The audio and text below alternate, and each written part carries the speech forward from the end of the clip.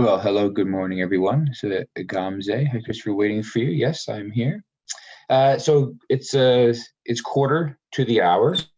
Everyone, I'm aware that we have about 30 minutes together with everybody. So thank you for joining us today. If everybody could turn off their microphone and the camera, it's not going to be necessary to have yours on. Or not yet. I might ask you to turn it on. But okay, great, thank you. Okay, everyone, so I believe you can see my screen. I've got it sharing here. And to the organizer, to the host, who am I talking with? It says ELT Yeni Dol.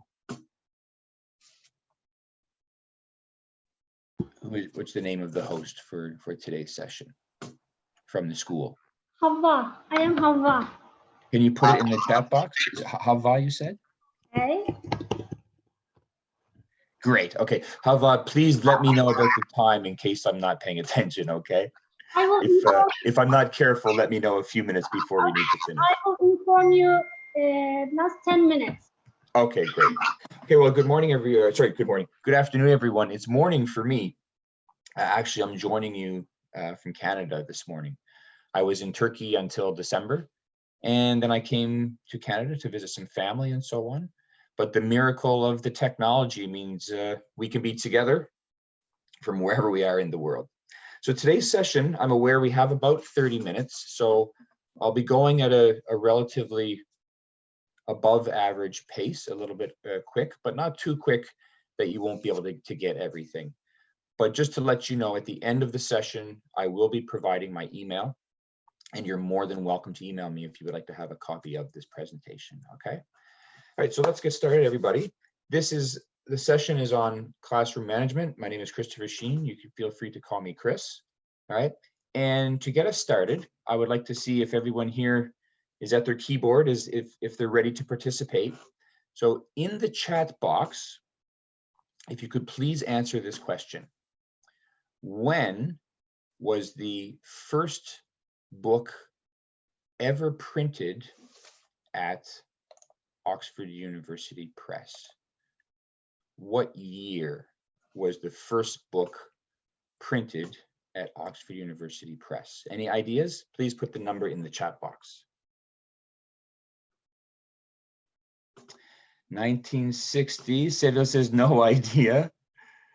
Katerina says 1979. We're going to have to go a little bit earlier, actually a lot earlier than that, everyone. Jada says the 1800s. Taha says 1880. Sorry, no idea. That's okay. Okay, Katerina, you're getting closer, but still much earlier than 1600. Nisa says 1500. That's quite close. Nisa, go a little bit. Katerina, go a couple hundred years up. 1400, 1450 is very close. 1618, no. So we're staying in the 15th century. So think late 15th century. I'll give you another 30 seconds. 1470s.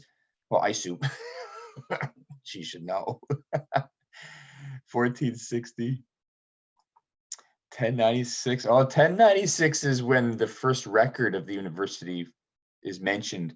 Yusuf, 1478.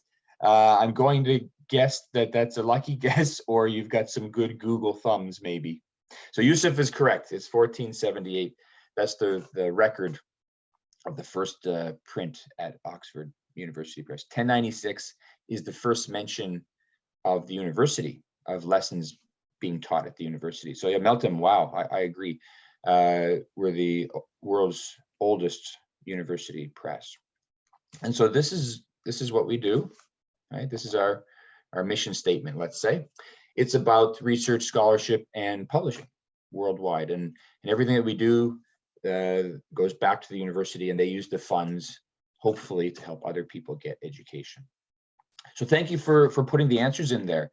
The reason why that I asked you to do that kind of task, one is because it's very simple, right? I didn't have to do anything tech. I didn't have to prepare a poll. I just asked you a question, and I let everybody equal opportunity, as many guesses as you want, you know, one finger, 4 digits, pretty simple.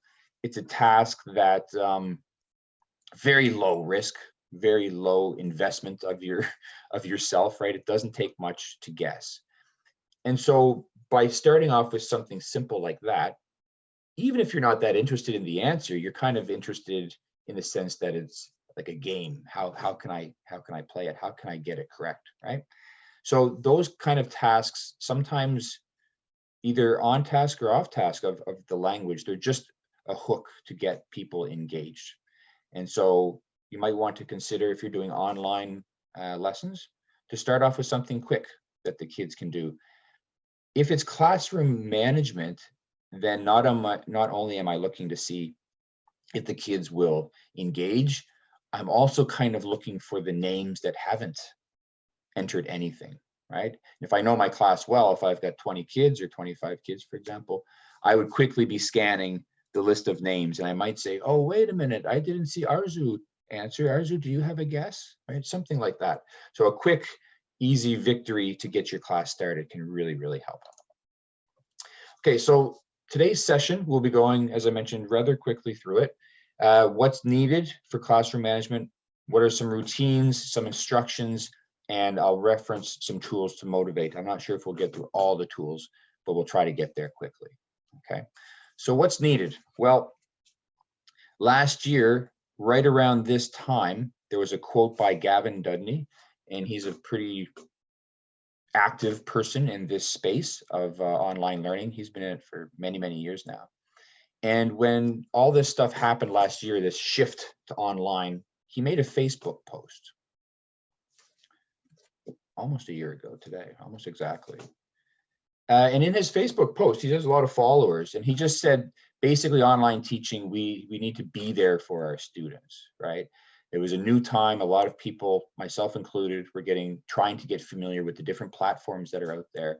And a lot of teachers felt stressed because they didn't know how to use this stuff yet, or didn't know how to use it as well as they felt they needed to.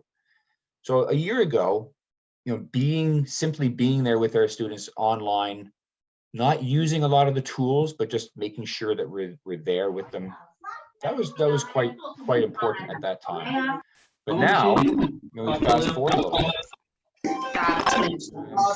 If I could ask, I think it's Melton, if you could turn off your mic, please. Someone, thank you. But now the expectations are a little bit different, right? Now we're expected to be able to use messaging or chat boxes, and everybody can. You just demonstrated it, right? I asked you to put something in the chat, and you did. So I think most people are very comfortable with that. We're using Zoom platform today, and as you know, you can send a message to groups, or you can send messages to individuals. And most platforms have that functionality, to the group, to the individual, which is nice, right? Because sometimes you need to address an individual in a classroom management situation. And if it's in the face-to-face version, sometimes it could lead to a negative confrontation. At least in the online, you can address them individually, and their classmates don't know that you are addressing them individually. So there's an advantage to that, I think. Polling, we're using Zoom today. Sometimes you can embed a poll.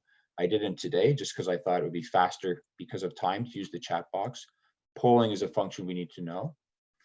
Breakout rooms, sometimes other platforms use different terms. I think Teams, they refer to them as channels. Getting kids to use the whiteboard. A few other things that you want to become comfortable with. Recording. I'm letting the host record the session today. Sharing screens. Closed captions. This is something kind of new. I won't spend much time on it, but MS Teams has this pretty cool functionality now. It's very, very accurate at what you're saying below. And this one, keeping abreast of the news, keeping on top of things. What are they saying in the news about these platforms? It seems like Zoom every other month has a new feature, as do a lot of them. So you might want to consider like a working group within your school of a couple of teachers and say, please keep everybody else up to date on stuff. So that's kind of where we are right now. So let's jump into the routines. So what's expected of our students? Well, in a face-to-face context, you could say, these are the things that if we cover these, more or less classroom management is okay in the face-to-face. What does this look like in the digital world? Well, except for tidying the classroom, I mean, you're not in their home. Except for that, I think the other 4 are still quite relevant in the digital online class management context. Okay, so settling down and getting their attention. Well, what I did with you in the very beginning, asking you to put in when the first book was printed, I believe that worked. I believe it got your attention. It looks like a lot of the names here that are listed today. So, that's great. Settling down, well, if you got their attention, they're going to be a little bit more settled down. But for online, I'm focusing more on the attention. Handing out and collecting resources, checking attendance. One thing you can check, of course, you've got the participants list, but other people can see who's there too. So if I were to screenshot, a JPEG, or just have some kind of form that I could send to one student and say, these are all the kids these are your classmates. Could you please turn on your mic and ask them if they are there? So maybe Beza, she turns on her mic today. She's the attendance checker, and she goes through the list. And whenever she reads a name, her classmates have to do a raised hand, or they turn on their mic to say, I'm here. We can get the students to do that. It doesn't always have to be us. So that would get their attention as well. Handing out or collecting resources, less paper, right? This seems to be much easier these days in the online than face-to-face. So I like this part, making sure that they get these. You can send them in advance as well. And if they forget to take them home, face-to-face, I forgot my homework, boom, I'll send it to you again. And entering and leaving the classroom, if we're looking at online, how do they enter and how do they leave? So of course, it's very easy to close your camera and go to the toilet if you need to, or whatever you need to do.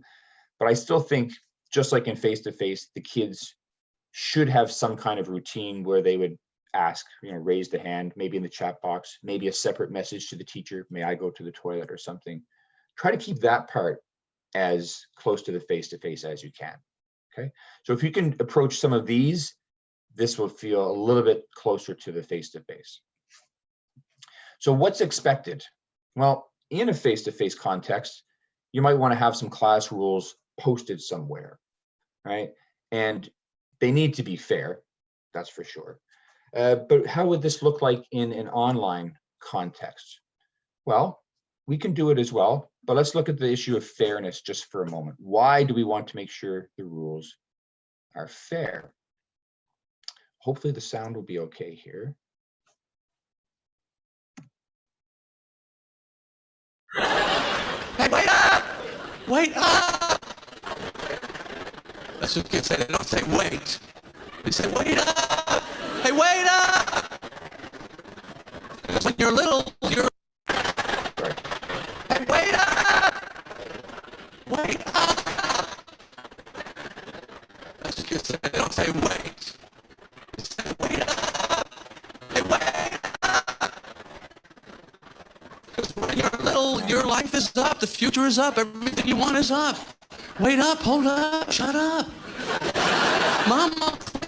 Yeah, let's look at these sounds are bad. I'm gonna pause that. Sometimes the sound happens. I won't waste the time on it. Basically, he's making this joke that for kids, the whole world is up. We are the big people. They look up to us. Everything is like this. And so we can, as adults, we can force rules on kids. We don't really want to be doing that. If we are fair, then they will more likely follow the rules. So how does it look like when we're talking about making rules for our kids in the online? We can still keep it fair. We can still keep it fair. We can start to do consensus things though, like a class poll. So the kids decide what are the rules going to be, and as a class, we can vote up or we can vote down. Right? Just like in a face-to-face, you could ask them to raise their hand if they think, is this a good rule or not? Sure. Online, we can just ask them in a poll. We could use the chat box too if we want, but the poll would be fun. Why? Well, because fairness is going to lead to them feeling like they're part of the class, and they will listen to the rules more if they believe it's fair. So when we're talking about rules, a new word that has kind of come out of this whole COVID thing. I mean, Netiquette, you can see here, 2010, it was before COVID, but it became a lot more relevant because now the whole lessons are online. We need to think about the netiquette, which means etiquette, but on the net, right? What are the rules we want to keep in our lessons to make sure people are behaving? Well, research shows that online you can have good face-to-face relationships. But what could go wrong? Well, there's lots of technical things that could go wrong. Just now, trying to play that video, right? So we have to be realistic. We can make rules, but we're still about a year into this. And so some things have been smoothed out, but there's still some things that could go wrong. So we have to realize that. When it comes to class management, dealing with this on day one is probably the best. So I know here it's April 10th, and it might be a little bit late to start with new rules, but thinking ahead to the next year, think about having a netiquette type of protocol for your classroom. And what are some things that are often discussed? Well, what are the top netiquette rules for online classrooms? Pinar says it's a must for class management to avoid chaos. Yeah, Pinar, you're right. They need to know what are the expectations, what they can and what they can't do, right? If the expectations are there, though, it's also important that you have the support of the school. You have the rooms and you have the rules for your classroom, but if the students break them, it's kind of hard for you to address it because this online distance. Is there some way to address it? Does the school have some kind of policy on addressing it? Could the kids, I'm using the word contract here in a less serious way, but if the kids were to sign something, would that mean that they're agreeing to follow it? Yes, it would. So if they don't follow it, then you could remind them of this. Okay, so maybe contract, maybe agreement might be a way to use it. But this idea of netiquette, if it's somewhere posted, just like I showed you the poster on the door of the rules, that will help you enforce it because you can just remind them of it. That's why it's important.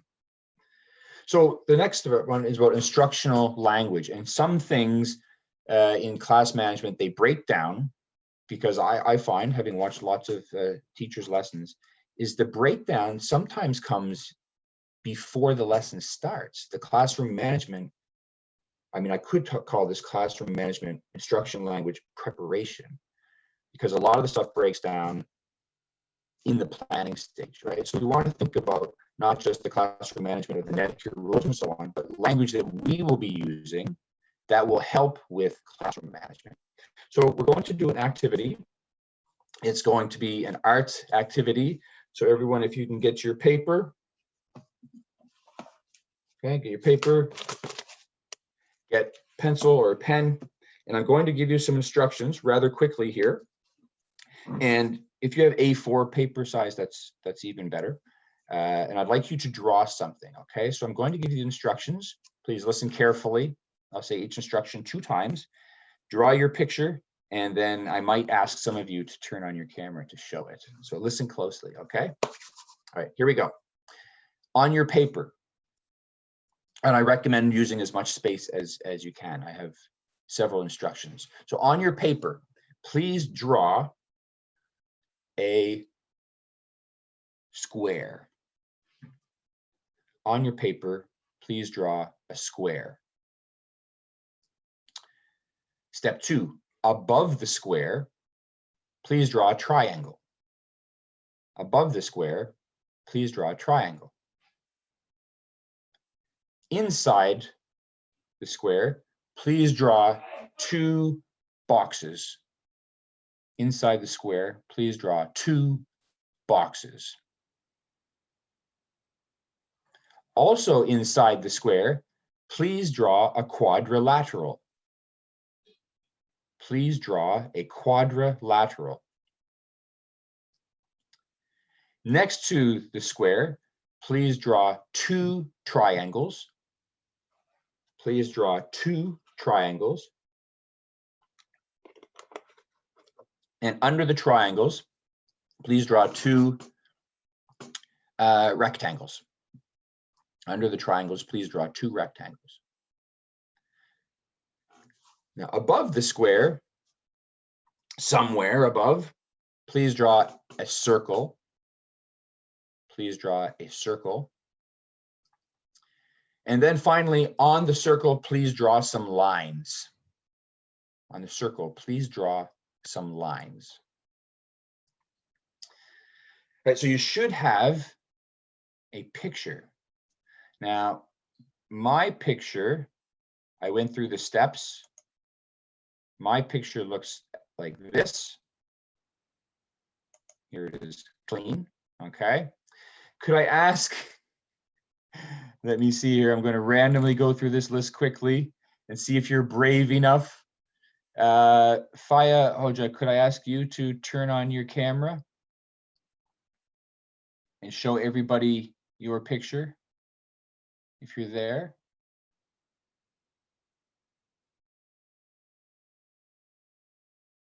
No? How about above her? How about Fatma Chetin? If you were there, can you turn on, are you able to turn on your camera?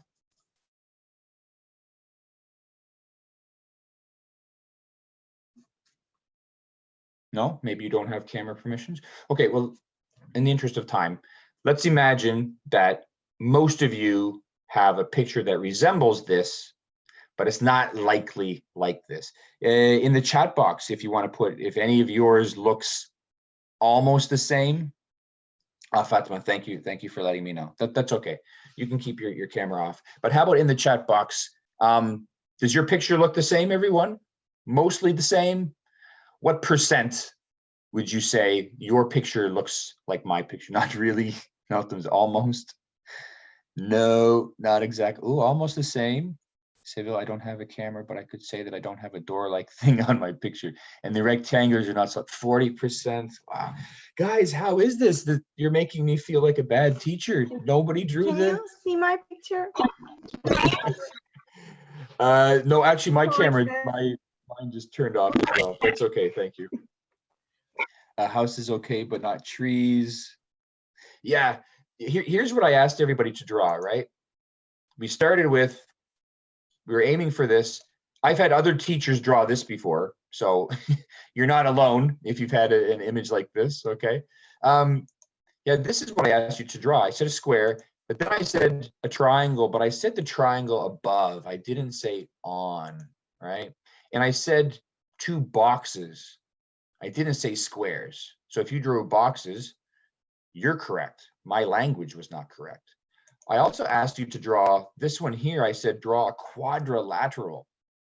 That's not a good idea to use the term quadrilateral. I'm assuming everybody knows it, but maybe not everyone knows it, right? A quadrilateral is a 4-sided object. But sometimes as teachers, we have used vocabulary before that we haven't used for a long time, or maybe quadrilateral, 4-sided. And because of the language that we use, the students may not know it, or maybe we used quadrilateral one time in a lesson. I thought, oh, they'll know it, but we didn't review it, right? So suddenly I have kids that maybe are a bit uncertain. And if this were face-to-face, what would happen is they would immediately turn to their friend and say, what's a quadrilateral? Tell me, right? So they start talking with each other and I lose their attention. And then that becomes a class management thing. If it's online, it could be where someone says, oh, I don't know that word. You're welcome, Seville. I don't know that word, so I'm going to go check it out. And as they're checking Google or a dictionary, the teacher gives the next instruction. And then that student or students, they're kind of behind in the instructions. Again, I've lost their attention. And so my point that's coming through here is that if you expect something, he Googled it, if you expect something to look like this, then you have to give the right instructions. I didn't tell you left or right. I didn't say skinny or fat rectangles for the trees, right? Essentially, I didn't give you enough. Yes, Pinar, it's not you. You're feeling better now. It is not you, it's me. And me being the teacher, okay? So what happens is if we don't plan our instructional language, then what comes out at the other end might not be what we expected. And we might think, wow, class A, they drew a perfect picture. Class B, they suck. Like no one could draw it. What's the difference? Class A, I wrote down some of the language I wanted to use, but class B, I just said it from the top of my head, right? So if you want the same result, everybody has to get the same input. And the teacher, I think sometimes we're not making the link between our language and the behavior. So instructions, yes, Melton, you're right. Instructions are very, very important. This is a great activity if I want to test prepositions of place and shapes. Maybe I could ask them to add some colors. So the activity could be really good, but it might break down, and class management might break down if we're not careful about our instructional language.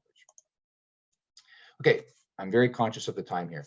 Three good ones I want to show you today, and I want to show you a couple of ways to use if you're familiar with a couple of them.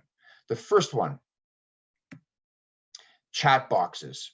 So are your students there? I love this picture because the student is easily distracted. Yeah, 4 minutes. Easily distracted by the butterfly, right? And so how can we get them engaged? Well, this one you can see here, a lot of people were engaged. And one way to do it is by having a text and then blanking it out and asking the kids to add to it. So for example, if I said this past summer, what could you add to this sentence? Perhaps you write my family and I. What would be the next part? Right? That is funny, but a real pick. Yeah. So this past summer, my family and I were at home. Okay. What other ideas could we have?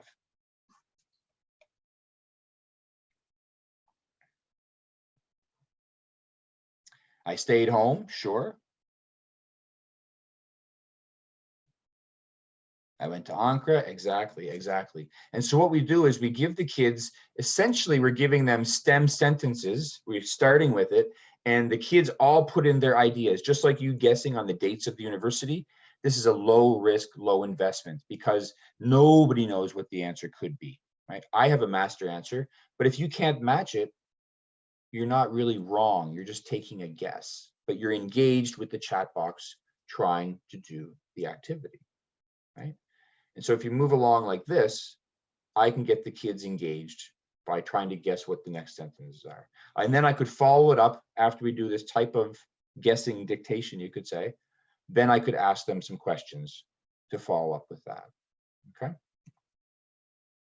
The next one, I want to share, I'm just going to share this with you. I don't think we're going to be able to complete it today because of the time, but I do want to share a link so that you will be able to get familiar with one that I highly recommend. It's called WordWall. I believe if you're a primary teacher, I'm sure you're aware of this, but I've created a game already. I put it in the chat box there for you now. So when you have time, Fatima Maldives, when you have time, open that up, play it. If you enjoy it, then consider yourself getting a free account and making the same types of things. Okay, I do recommend something like that. It looks like this is the one that I set up for you. Very simple. I made it to represent something for primary, okay? And finally, the last one I'll share is if you are using something like Mentimeter, I believe a lot of teachers are aware of Mentimeter. However, they usually use it for the gamified one. But what I've prepared is I would use it for polling as well. So when you do the polling, you can have like slider scales where they can answer. You can make open-ended questions. For example, here, I said, what is I find most difficult? So when you have something like Mentimeter, I believe that a lot of teachers are not using it for other purposes. So I could make a quick survey, a quick interactive survey like these ones, and then I will get the results. It's gamified, but we're not playing a game in this way. You can use it for polling to get everybody's attention, okay? Now, to the host, Hava Hojam, I'm aware of the time, so I won't go into this, but I'm just recommending these for people, okay? Actually, These ones can get, yeah, I know there will be another session here soon, so. Yeah. And so these are two tools. If you've used them before, consider how else could you use them. Okay. So I know the presentation is quick. I'd like to reach the full slide if possible. Zoom is also a pool tool. Yeah, they also have those as well.